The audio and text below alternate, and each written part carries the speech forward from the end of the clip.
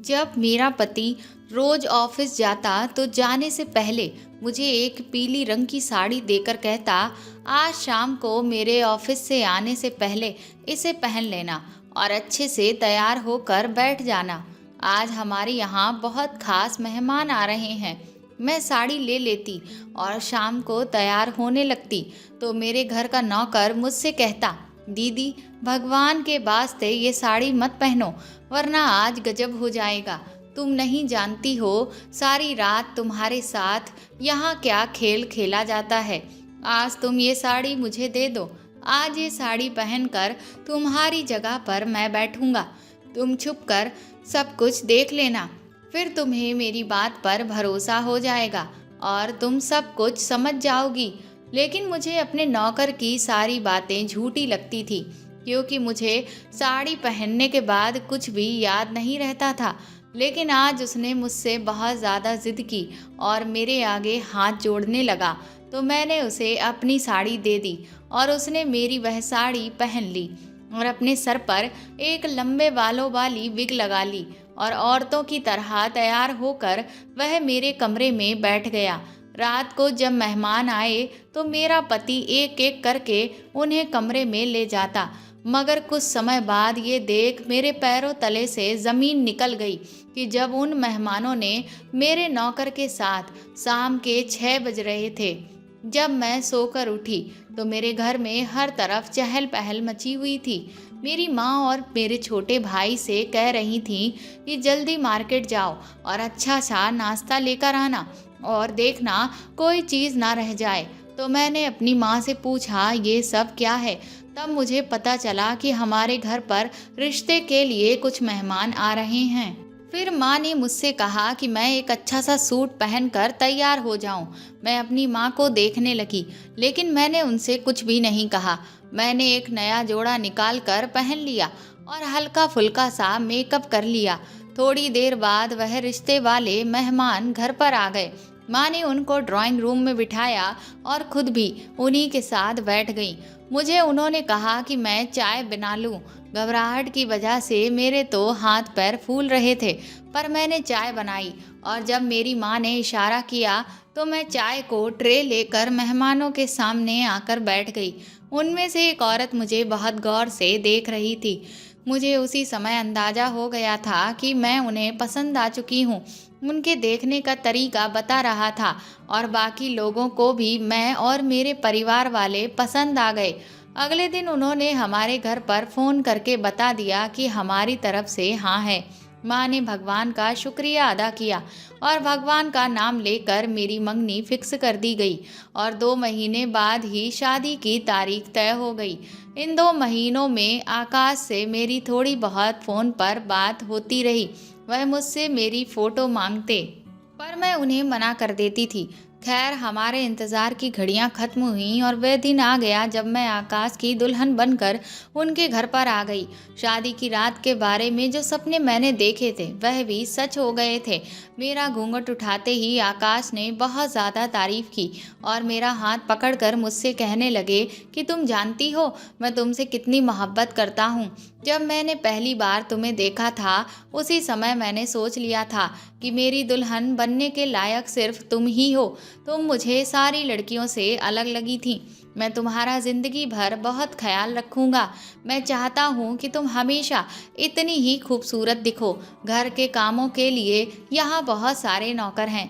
तुम्हें यहाँ पर कोई काम करने की ज़रूरत नहीं है। तुम बस मुझे खुश करना और मेरे लिए हमेशा सज धज कर रहना। मेरे लिए इतना ही बहुत है। उनकी ये बातें सुनकर मुझे बहुत अच्छा लगा था। अब तो मैं भी उनकी दीवानी हो गई थी। उन्होंने अपने सारे वादे पूरे किए जो उन्होंने शादी की रात मुझसे किए थे। वह रोज़ ऑफिस से घर आते तो मेरे लिए गिफ्ट लेकर आते थे। आकाश की मोहब्बत ने मुझे सब कुछ भुला दिया था। अब मैं पहले से भी ज़्यादा खूबसूरत हो गई थी। आकाश के प्यार से मेरा रूप दिन ब दिन निखरने लगा था। जब मैं अपने मायके जाती तो मेरे दोस्त, मेरे पड़ोसी मुझे खूब गौर से देखते। वो मुझसे कहती कि तुम्हारी तो लॉटरी निकल गई, तुम्हें इतना प्यार करने वाला पति मिला है। मोहब्बत में डूबे दिन रात ऐसे ही गुजरने लगे। यहाँ तक कि मेरी शादी को 4 महीने हो गए थे। एक दिन आकाश ने मुझसे कहा कि उन्हें किसी काम से दूसरे शहर जाना है और वह मुझे सुबह मायके छोड़कर चले जाएंगे और 20 दिन के बाद वो वापस आकर मुझे लेने आ जाएंगे। उनके ऑफिस की कोई मीटिंग थी, इसलिए उनका जाना बहुत ज़रूरी था। मैंने भी कहा ठीक है। आकाश ने मुझे शाम के टाइम मेरे मायके छोड़ दिया और खुद एयरपोर्ट की तरफ निकल गए। इसके बाद तो मेरी ज़िंदगी में जैसे तूफान सा आ गया। 20 दिन के बाद आकाश मुझे मायके से घर तो ले गए, लेकिन वह मुझे बहुत बदले बदले लग रहे थे। अब वह मुझसे बात भी बहुत कम करने लगे थे। उनकी आंखों में मुझे पहले वाली मोहब्बत नहीं दिख रही थी। जब मुझे उनके साथ अजनबी सा फील होता था, उनका ज़्यादातर समय ऑफिस में ही गुजरता। जब मैं उनसे इस बात की शिकायत करती तो वह मुझे अपने बिजनेस का बहाना कर देते। कहने लगते कि मुझे ऑफिस में बहुत ज़्यादा काम होता है। कभी कहते कि घर में हर ज़रूरत की चीज़ है, फिर तुम्हें किस चीज़ की कमी है? मैं अपने काम में बहुत ज़्यादा बिजी रहता हूँ, तुम्हें थोड़ा बर्दाश्त करना पड़ेगा। मैं उनसे कहती कि मुझे चीज़ों की नहीं, आपकी ज़रूरत है। मगर शायद अब आकाश के पास मेरे लिए वक्त नहीं था। मैं घर पर सारा दिन अकेले बोर होती रहती। इसीलिए मैंने खाना पकाने वाली और सफाई करने वाली नौकरानी को छुट्टी दे दी। मैंने सोचा कि मैं घर का सारा काम अब खुद ही करूँगी। हो सकता है इससे मेरा समय गुजर जाए और मुझे आकाश के इंतज़ार की तकलीफ भी नहीं सहनी पड़ेगी। लेकिन ये सिर्फ मेरा ख्याल ही था, क्योंकि मुझे घर का काम छोड़े हुए बहुत टाइम हो गया था। जब मैंने घर का काम करना शुरू किया तो मेरी हिम्मत जवाब दे गई। मुझसे ये काम संभाला नहीं जा रहा था। मैंने परेशान होकर आकाश से कहा कि आप घर के कामकाज के लिए दोबारा कोई नौकरानी रख लीजिए, क्योंकि मुझसे अब इतना सारा काम नहीं होता। लेकिन आकाश कहने लगे कि अब हमें नौकर की कोई ज़रूरत नहीं है। वैसे भी घर में होता ही कौन है, एक मैं हूँ और एक तुम हो, और 2 लोगों का खाना बनाना कोई बड़ी बात नहीं है। आकाश का ये जवाब सुनकर तो मैं हैरान रह गई, क्योंकि वह तो मुझसे हमेशा सजने संवरने की बात करते थे और मुझसे कहते थे कि तुम्हें किसी भी काम को हाथ लगाने की कोई ज़रूरत नहीं है, और आज वह मुझसे नौकरों की सैलरी पर बहस कर रहे थे। ये सब सुनकर मेरा तो दिल टूट गया था, लेकिन मैंने उनसे कोई शिकायत नहीं की। अगले दिन आकाश ऑफिस से घर वापस आए तो वह मुझे बहुत खुश लग रहे थे। जब मैंने उनसे वजह पूछी तो कहने लगे कि मेरे पास एक गुड न्यूज़ है, लेकिन वह मैं तुम्हें कल बताऊंगा। फिलहाल तुम मेरे लिए खाना लगा दो, मुझे बहुत भूख लग रही है। मैं सोचने लगी कि आखिर ऐसी क्या बात है जो आज ये इतना खुश हैं। लेकिन मैं उनकी आदत को अच्छी तरीके से जानती थी कि जब वह कोई बात बताने से मना कर दिया करते थे तो फिर वह बताते ही नहीं थे। मैं भी चुप हो गई और खामोशी से अगले दिन का इंतज़ार करने लगी। शाम के समय उनका इंतज़ार कर रही थी कि दरवाजे पर किसी ने बैल बजाई। मैंने जाकर दरवाज़ा खोला तो सामने एक गाड़ी खड़ी थी। पहले तो मैं पहचान ही नहीं सकी, क्योंकि आकाश अपनी गाड़ी घर के अंदर खड़ी करते थे, लेकिन आज वह अपनी गाड़ी में ही बैठे हुए थे। उनके हाथ में बहुत सारे शॉपिंग बैग्स थे। जब मैंने दरवाज़ा खोला तो अंदर आने की बजाय वह शॉपिंग बैग्स मुझे देकर बोले कि तुम जल्दी से नए कपड़े पहनकर तैयार हो जाओ और उसके साथ की जो मैचिंग ज्वेलरी है उन्हें पहनना मत भूलना। मैं तुम्हें पार्टी में लेकर जा रहा हूँ। जब तुम तैयार हो जाओगी तो हम चलेंगे, और जब तुम तैयार हो जाओ तो मुझे कॉल या मैसेज कर देना, मैं तुम्हें पिक करने के लिए आ जाऊँगा। मैंने उनसे वह बैग लिए और अपने कमरे में आकर तैयार होने लगी। मैं खुशी खुशी आकाश के साथ जाने के लिए तैयार हो रही थी। मैं बहुत मेहनत से लगन से तैयार हो रही थी।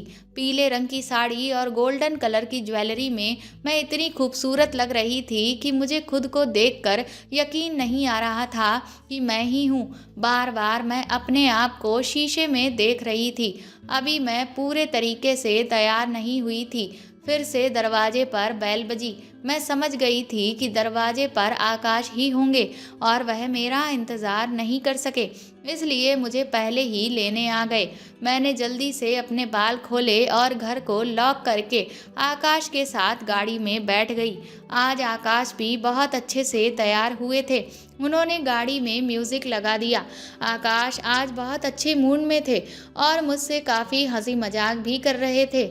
वह मुझे समझाने लगे कि जहाँ पर हम लोग जा रहे हैं वहाँ बहुत बड़े बड़े लोग होंगे और मुझे वहाँ पर सब लोगों से हंसी खुशी मिलना है। और फिर वह मुझसे कहने लगे कि अगर इंसान अपनी बातों से दूसरों को इम्प्रेस करने में कामयाब हो जाता है तो वह बहुत सारे फ़ायदे उठा सकता है। उनकी बातें मेरी समझ में नहीं आ रही थीं। थोड़ी देर के बाद हमारी गाड़ी एक बड़े से होटल के सामने रुकी। उन्होंने गाड़ी को पार्क किया और फिर उन्होंने मेरी गाड़ी का दरवाज़ा ऐसे खोला जैसे मैं कोई राजकुमारी हूँ। मेरा हाथ पकड़कर वो होटल के अंदर चले गए। उनका अंदाज आज मुझे बहुत बदला बदला सा लग रहा था, क्योंकि मैंने उन्हें ऐसा शादी के बाद पहली बार ही देखा था, जो आज वह सारी दुनिया के सामने दिख रहे थे। खैर, जब हम उस होटल के अंदर गए तो एक बहुत बड़े हॉल को बहुत ही खूबसूरती से सजाया गया था। हर तरफ लाइट जल रही थी। होटल में बहुत सारे ऑफिसर और उनकी पत्नियों को इनवाइट किया गया था। ये बहुत बड़ी पार्टी थी। यहाँ आकर मुझे थोड़ा नर्वस फील हो रहा था, लेकिन थोड़ी देर में मुझे पता चल गया था कि मेरी खूबसूरती ने सबको अपनी तरफ खींच लिया है। वैसे तो मैं पहले से ही बहुत ज़्यादा खूबसूरत थी और आज मैं ऐसे तैयार हुई थी जैसे किसी नई नवेली दुल्हन को तैयार किया जाता है। आकाश ने भी बहुत ज़्यादा प्राउड से मुझे अपने दोस्तों से मिलवाया। उसके बाद हम सब लोगों ने खाना खाया और वहाँ हल्का हल्का म्यूज़िक भी बज रहा था। ये माहौल मेरे लिए बहुत ही अजनबी सा था। ज़िंदगी में पहली बार मैंने इतने सारे लोगों के सामने बैठकर खाना खाया था, जिससे मुझे बहुत घबराहट हो रही थी, लेकिन मैं आकाश का साथ दे रही थी क्योंकि आज मैं बहुत ज़्यादा खुश थी। मुझे कुछ देर से ऐसा लग रहा था कि हमारे पास वाली टेबल पर जो आदमी बैठा है वह बराबर मुझे देख रहा था। उसका देखना मुझे कुछ ठीक नहीं लग रहा था और मुझे उसके देखने से उलझन हो रही थी। थोड़ी देर के बाद वह अपनी टेबल से उठकर हमारे साथ ही हमारी टेबल पर आकर बैठ गया।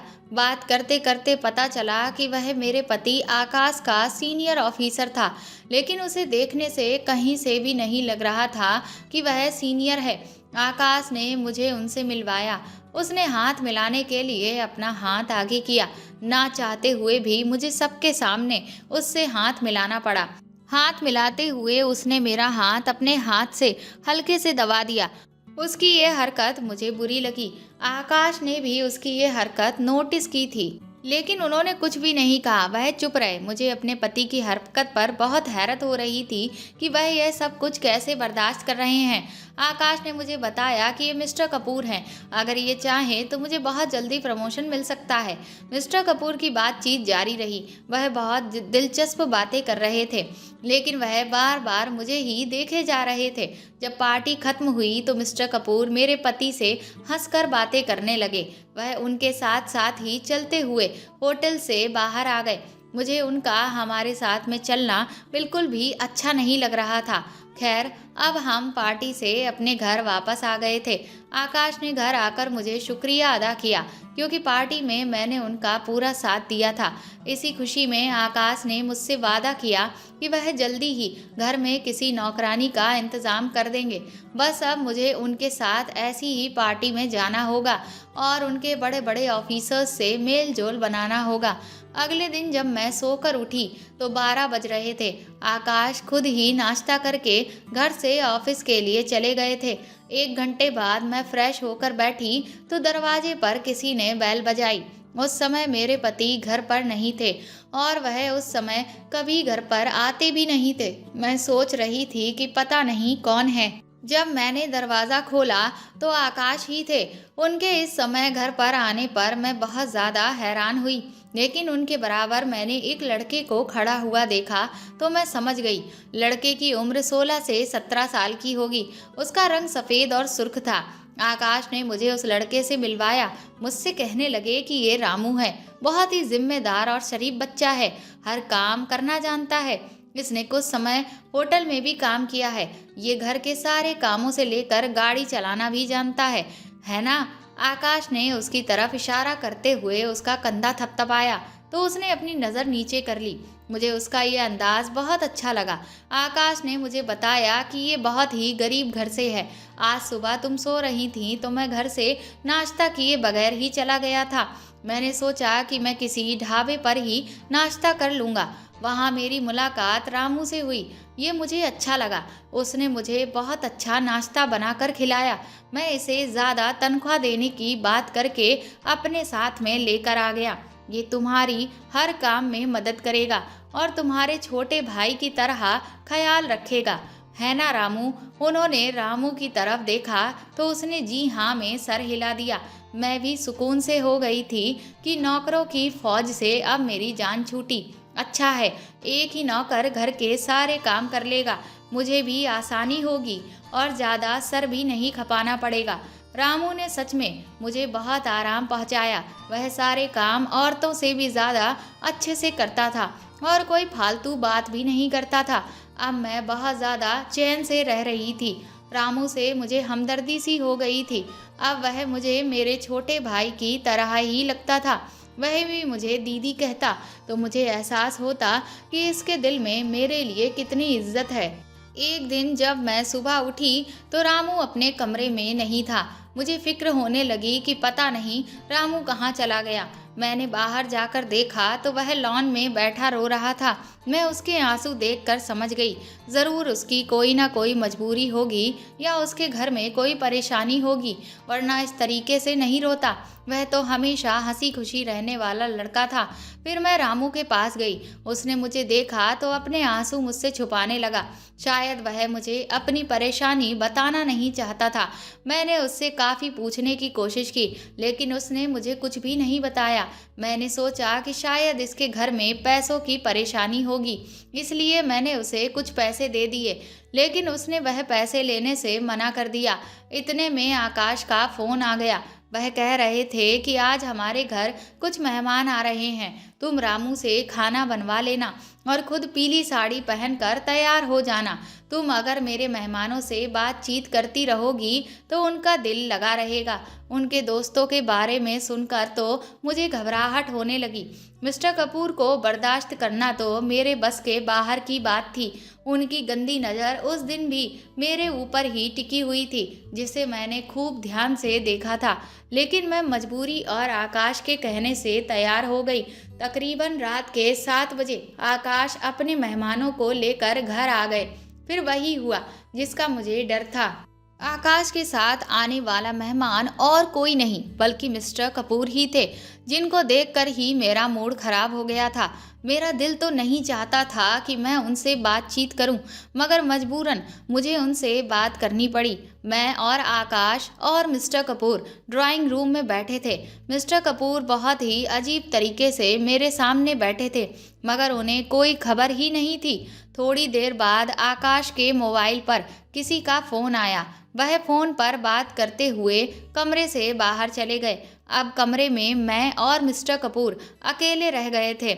मिस्टर कपूर मुझसे खुलकर बातें करने लगे तो मुझे उनका ये अंदाज पसंद नहीं आया। वह इतनी अजीब अजीब बातें कर रहे थे कि मेरा जवाब देने का दिल नहीं कर रहा था। 10 मिनट हो गए। जब आकाश कमरे में वापस नहीं आए तो मैं उठकर कमरे से बाहर जाने लगी। मुझे मिस्टर कपूर के साथ बैठना बहुत ही अजीब लग रहा था। इससे पहले मैं उठकर खड़ी होती, मिस्टर कपूर ने मेरा हाथ पकड़ लिया। उनकी हरकत पर मुझे बहुत गुस्सा आया। मेरा दिल तो कर रहा था कि मैं उन्हें एक जोर का थप्पड़ लगा दूं, लेकिन मैंने अपने गुस्से को ठंडा किया और आराम से उनसे कहने लगी कि मिस्टर कपूर, आप ये क्या कर रहे हैं? आप मेरे पति के दोस्त हैं और उनके सीनियर ऑफिसर भी हैं, इसलिए मैं आपकी बहुत इज्जत करती हूँ। अगर आपने बदतमीज़ी बंद नहीं की तो मैं भी अब बदतमीज़ी पर ही उतर आऊँगी।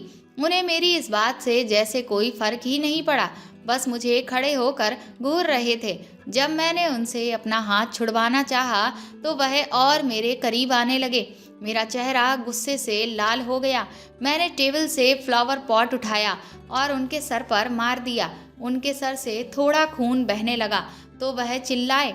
मिस्टर कपूर की चीख सुनकर मेरे पति कमरे में आ गए। मिस्टर कपूर दर्द से चीख रहे थे और मेरे पति को बहुत गुस्सा आ रहा था। बजाय अपने दोस्त मिस्टर कपूर को कुछ कहने के, वह उल्टा मुझे ही डांटने लगे। आकाश बोले कि तुम पागल तो नहीं हो गई हो, ये तुमने क्या कर दिया? अभी और इसी वक्त उनसे माफी मांगो।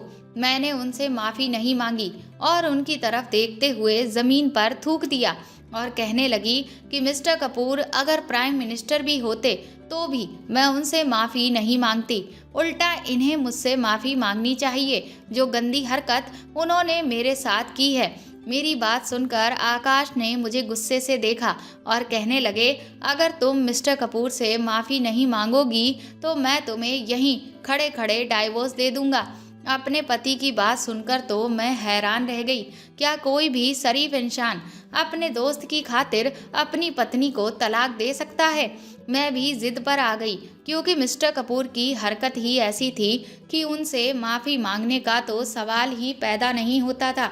मुझे यूं खामोश खड़ा देखकर आकाश उल्टी गिनती गिनने लगे और सोच रहे थे कि अगर वह मुझे छोड़ने की धमकी देंगे तो मैं मिस्टर कपूर के पैर पड़ने लगूंगी और उनसे माफ़ी मांग लूंगी। लेकिन मैं भी अपनी बात से नहीं हटी और मैंने उनसे माफ़ी नहीं मांगी। उसके बाद आकाश ने मुझसे कहा कि तुम पेपर का इंतज़ाम करना, मैं तुम्हें डाइवोर्स दे दूंगा। मैं हैरत भरी नज़रों से उन्हें देखने लगी। मुझे समझ में नहीं आ रहा था कि आकाश तो मुझसे इतनी मोहब्बत करते थे, फिर वह मेरे साथ ऐसा क्यों कर रहे थे, वो भी अपने ऐसे घटिया दोस्त की खातिर। मिस्टर कपूर यह सब कुछ देखकर मुस्कुरा रहे थे। वह भी बड़बड़ाते हुए हमारे घर से चले गए। मेरे पति भी उनके पीछे पीछे गए और मेरे बर्ताव की उनसे माफ़ी मांगने लगे। थोड़ी देर बाद जब आकाश घर के अंदर वापस आए तो उनका मूड ऐसा था जैसे कुछ हुआ ही ना हो, लेकिन मेरी तो दुनिया ही उजड़ चुकी थी। मैंने अपने कमरे में जाकर अपना बैग पैक करना शुरू कर दिया और उसी समय घर से निकलने लगी तो आकाश ने मुझे कमरे में बंद कर दिया। मैंने दरवाज़ा खटखटाया मगर उन्होंने नहीं खोला। थोड़ी देर बाद वो अंदर आए, मुझसे कहने लगे, क्या हुआ? मैंने जो कुछ भी तुमसे कहा वो गुस्से में कह दिया। क्या हमारी बरसों की मोहब्बत मेरी छोटी सी बात पर खत्म हो जाएगी? चलो फालतू का हंगामा मत करो, जो कुछ भी हुआ उसे भूल जाओ। खबरदार जो तुमने घर से निकलने की कोशिश भी की, मैं तुम्हारी टांगे तोड़ दूंगा। वैसे भी दरवाजे पर लॉक लगा हुआ है, तुम्हें बाहर जाने की ज़रूरत भी नहीं है और इजाज़त भी नहीं। जब तक मैं ना कहूँ तुम घर से कभी बाहर नहीं निकल सकती। तुम्हें हर सूरत में मेरे ऑफिसर को खुश करना होगा, वरना मुझसे बुरा कोई नहीं होगा। अपने पति का ऐसा रूप देखकर तो मेरे पैरों तले ज़मीन निकल गई। आकाश इस हद तक गिर सकते थे, मैंने कभी सपने में भी नहीं सोचा था। इस सारे हंगामे की खबर रामू को भी हो चुकी थी क्योंकि कमरे में पड़े फ्लावर पॉट के टुकड़े समेटने के लिए मैंने उसे ही कहा था। अब जब आकाश ने मुझे कमरे में बंद कर दिया तो मैं रामू के रहमो करम पर आ गई थी। मेरे पति ने उसे सख्ती से समझाया कि मुझसे कोई बात ना करे। अगले दिन आकाश घर से ऑफिस के लिए चले गए। उनके कहने के अनुसार रामू ने मुझे खाना दिया।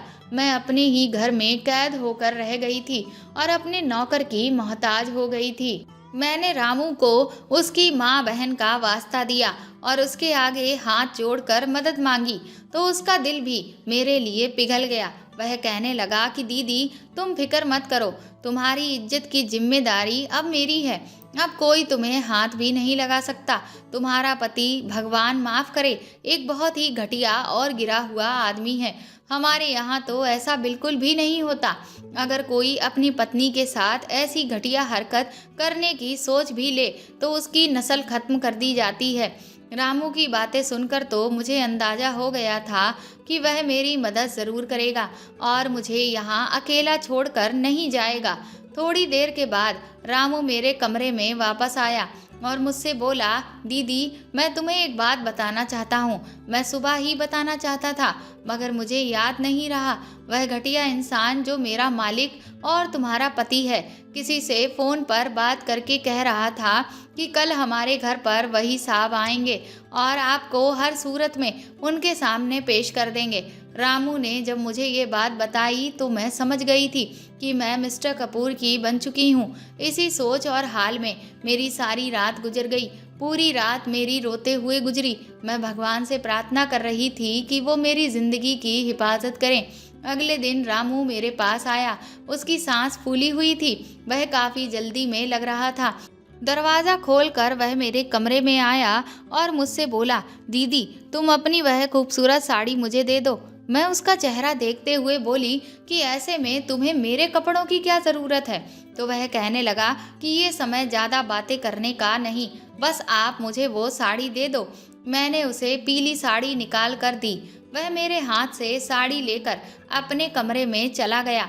फिर थोड़ी देर में साड़ी पहनकर मेरे कमरे में दोबारा आया तो उसे देखकर मेरी हंसी निकल गई, क्योंकि उसने बहुत ही अजीब तरीके से साड़ी बांध रखी थी। फिर उसके कहने पर मैंने उसकी साड़ी ठीक से बांधी। अब वो पूरी तरीके से एक औरत लग रहा था। उसने अपने सर पर मेरी तरह लंबे बालों वाली विग लगा ली थी। मैंने उससे कहा कि रामू ये तुम क्या कर रहे हो? क्या तुम्हारा औरत बनने का इरादा है? मैं उस समय अपने सारे दुख भूल गई थी और उससे हंसी मजाक करने लगी। उसने मुझसे कहा, दीदी आप यहाँ से जाइए और मेरे कमरे में जाकर बैठ जाना। हमारे घर में आज उसके साथ एक और लड़का आया था जो रामू का दोस्त था। थोड़ी देर बाद वह मुझे अपने कमरे में किसी के जाने की आवाज़ आई। मेरा दिल बहुत ज़्यादा धड़क रहा था। फिर मेरे कमरे का दरवाज़ा अंदर से लॉक होने की आवाज़ आई। कुछ देर बाद ही मेरे कमरे से चीखने चिल्लाने की आवाज़ आने लगी। घर में शोर मच गया। मैं कमरे से बाहर निकल आई। जब मैं अपने कमरे के पास पहुंची और दरवाज़ा खोल कर देखा तो हैरान हो गई। मिस्टर कपूर के कपड़े फटे हुए थे। रामू और उसका दोस्त मिस्टर कपूर को मार रहे थे। मिस्टर कपूर की तो हालत खराब हो रही थी। मैंने रामू से मना किया, लेकिन उस पर तो जैसे भूत सवार था। मिस्टर कपूर की जब हालत बहुत खराब हो गई तब रामू ने उन्हें छोड़ दिया और एक तरफ बैठ गया। मैं उसका मुंह देखने लगी और दिल ही दिल में हैरानी भी हो रही थी। हम लोगों का यहाँ रहना अब खतरे से खाली नहीं था, इसलिए मिस्टर कपूर को कमरे में बंद करके और उनके मुंह में कपड़ा ठूंस हम वहाँ से निकल लिए।